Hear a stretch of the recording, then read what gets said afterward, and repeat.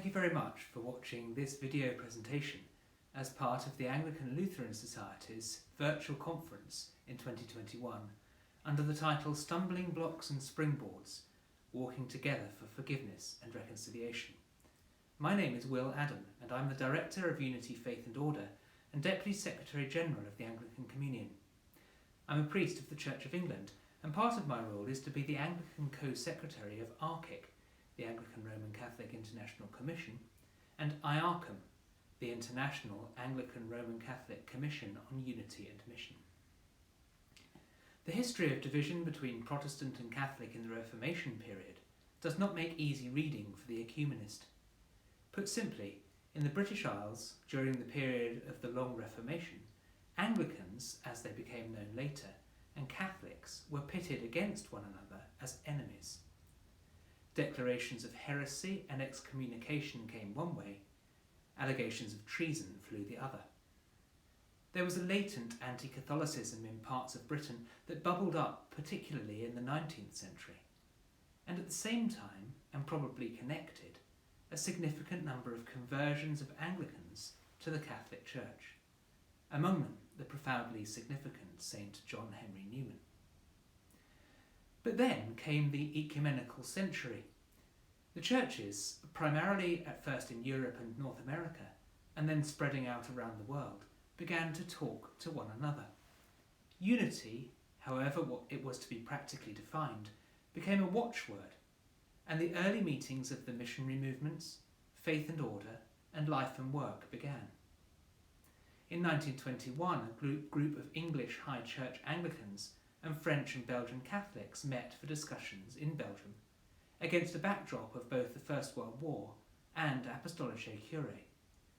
The Malines conversations, as they were called, were limited, but were a prophetic start to a process that led to the formation of ARCIC, the Anglican Roman Catholic International Commission, and the opening of the Anglican Centre in Rome in the 1960s. Anglicans got a special mention in the documents of Vatican II, but alongside an acknowledgement of the special place in paragraph 13 of the Decree on Ecumenism, there remained the later restatement in paragraph 22 that Western non-Catholic churches have not retained the proper reality of the Eucharistic mystery in its fullness, especially because of the absence of the sacrament of orders. Theological dialogue has been very productive over the years in producing agreed statements and in laying aside some of the condemnations of the past. Developments in the study of theology, and particularly in liturgical scholarship, and the ecumenical development of liturgical texts has led to a convergence in education and worship. I should note in this particular environment the joint declaration on the doctrine of justification, a Lutheran Catholic project culminating in the late 1990s, to which Anglicans, Methodists and Reformed World Communions have now adhered. Nowadays it is difficult to imagine the levels of rancour between Christian brothers and sisters. It's perfectly natural for Christians of different churches and denominations to pray together, to witness together, and to serve the needs of the world together. Archbishop Welby and Pope Francis are both keen on talking about the ecumenism of action, which is unity in service, and on acknowledging the ecumenism of blood, unity in suffering. So much has been achieved. It's possible in the present day for an ARCIC report to be entitled Walking Together on the Way. For around the world, Anglicans and Catholics are walking together as pilgrims together. However, the full visible unity that is the aim of the ecumenical movement has not been achieved. We're still separate churches and do not enjoy the fullness of ecclesial communion one with another. There has not been the wholesale corporate reunion of Anglicans into the Catholic Church, which was the wish and aim of some of our earlier ecumenical predecessors. Neither has there been the recognition by the Catholic Church of the existence of the Church in all its fullness in the life of the Anglican churches. That has been the aim of others. Stumbling blocks remain, and I will consider some of these now. However, all this is said with the proviso that the stumbling blocks are smaller than they were, and placed on a wider road, so that Anglicans and Catholics, as we walk together, can, for the most part, happily avoid them. But I suppose for us to run together on the way, they will need to be removed. Remaining areas of disagreement that put off further progress towards full visible unity are well known and have been often rehearsed, and I will rattle off just a few of these now. There is the question of primacy and authority in the Church, not least papal authority. There are well-rehearsed questions around ordination, both in terms of who can be ordained, and the examples of the ordination of women and those in same-sex relationships are frequently cited, and of the essential validity of ordination. There are different approaches to participation in the sacraments, not least the Eucharist, and there are ethical differences, for instance on the issues of human reproduction. And there are differences in ecclesiological structure and decision-making, both in terms of the level at which decisions are made that affect the life of the Church, and in terms of those who make the decisions, not least the balance between episcopal, clerical and lay participation. This latter point is explored in more depth in the most recent Archic 3 report.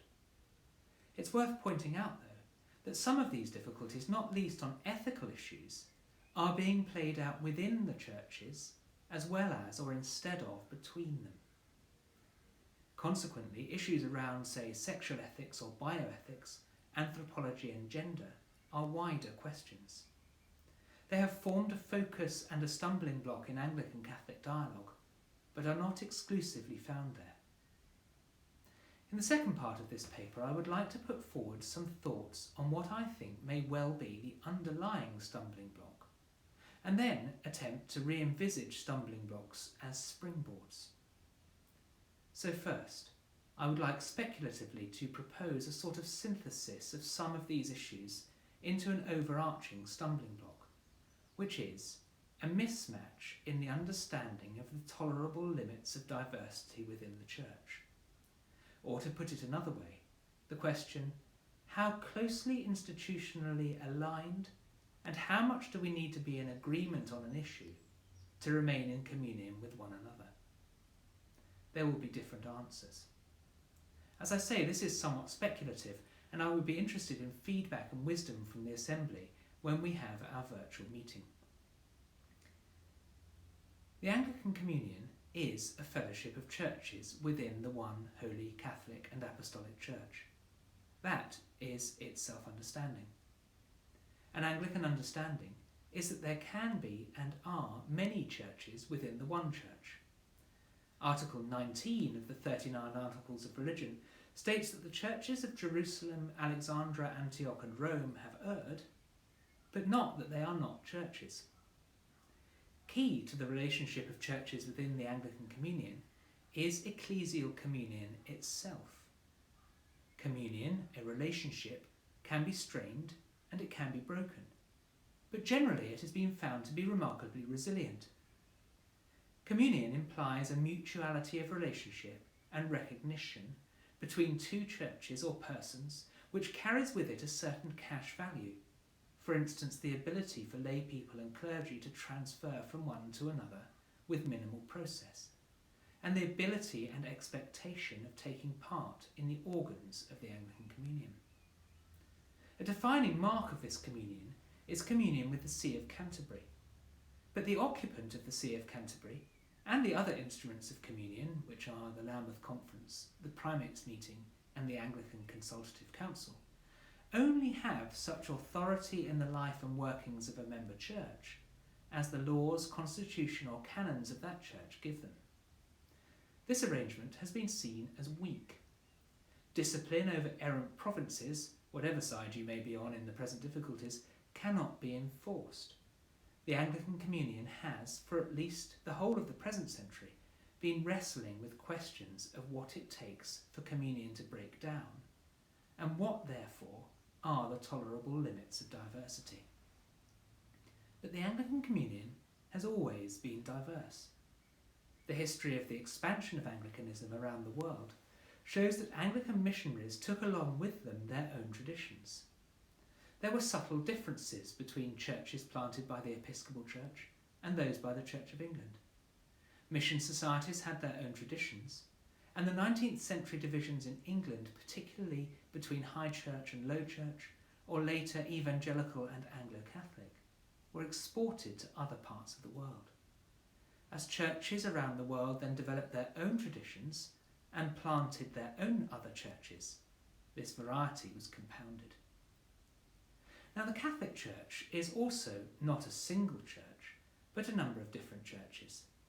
The Latin Church is by far the largest, but the 23 Eastern Catholic churches sui juris are defined as churches in their own right. These churches are in communion with the See of Peter and the Latin Church. They have their own common set of canons, and there are differences between the East and West in a number of matters. But the nature of communion with the See of Peter is worked out differently, with the Pope and the Holy See having a direct role in the governance of all the churches, something not seen in Anglicanism. Now, this arrangement has been seen as strong, but also as discouraging of diversity. Within the Latin Church, there is also a measure of diversity of authority, style and tradition. Religious orders, for instance, can differ widely from one to another. There are overlapping jurisdictions of diocesan bishops and the religious who exist in their territory. Yet all of this is held within the single structure of the Catholic Church and the ministry of the Pope. A number of ecumenical dialogues in which Catholics have been involved have examined Petrine ministry and primacy, including Archic. But the circle remains to be squared, and it's a difficult task. Anglicans have been able to accommodate within a relationship of communion a wide diversity of theological outlook and practice. This accommodation has been threatened of late by differences over ethical issues, to the point where there has been schism in some churches, and declarations by some churches that they are not in communion with others. So my speculative synthesis question remains: within what bounds can diversity be tolerated whilst maintaining ecclesial communion?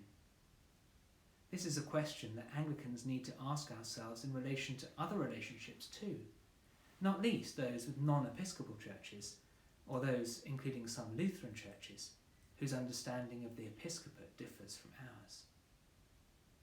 But it also remains a challenge that Anglicans are able to give to churches that do not recognise in Anglicanism the fullness of ecclesial reality.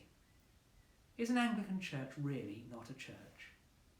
Are the tolerable limits of diversity too tightly demarcated? Does communion with the See of Peter require acceptance of the immediate authority of the occupant of that see? Now, leaving that speculation for now, I finally turn to the refashioning of stumbling blocks as springboards. The third phase of Archic is currently working on its second report on ethical decision-making. The first report of Archic 3, Walking Together on the Way, for the first time in Archic's work, used the method of receptive ecumenism that was developed by Professor Paul Murray, a Catholic member of the Commission and an academic at Durham University. The principle behind receptive ecumenism is that division in the church means that each church is the poorer for that division. And in ecumenical dialogue, we can look at our dialogue partner and see not only what we need to give them to complete them, but more properly, to see what we might receive from them to complete us. Looked at like this, the thing that we find difficult or even irritating in the other may well be something from which we can learn. A stumbling block can become a springboard to further discussion. I don't believe that anyone thinks this is easy. All of us who have been involved in ecumenical dialogue over the years will know that there are real difficulties. But to take some of the examples on which I was speculating earlier, what can the Anglican churches learn from a greater homogeneity or stronger bonds between churches? What can Catholics learn from a broader tolerance of diversity? What could Anglicans gain from a unifying personal ministry like that of the Bishop of Rome? What could Catholics learn from a greater involvement of lay people in decision-making in the church? There is much still to do and much to talk about. I shall leave the last word, though, to Archbishop Welby and Pope Francis, speaking in 2016. We have become partners and companions on our pilgrim journey, they say, facing the same difficulties and strengthening each other by learning to value the gifts which God has given to the other, and to receive them as our own in humility and gratitude.